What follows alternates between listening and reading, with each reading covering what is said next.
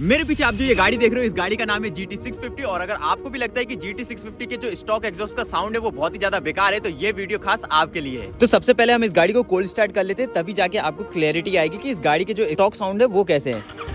तो अभी हमने इस गाड़ी को कोल्ड स्टार्ट कर दिया और इस गाड़ी का जो साउंड आप सुन रहे हो वो इस गाड़ी का स्टॉक साउंड है, जो कि इसके अंदर कोई भी मॉडिफाइड साइलेंसर नहीं लगा हुआ है, जैसे कि आप देख ही सकते हो। तो अभी आप इस गाड़ी का साउंड सुन सकते हो, ये बहुत ही ज्यादा क्लीन और रिफाइंड है। और इस गाड़ी का जो स्टॉक साउंड है उसमें थोड़ा सा बेस भी है, जो कि बहुत ज्यादा क्लासिक फील होता है।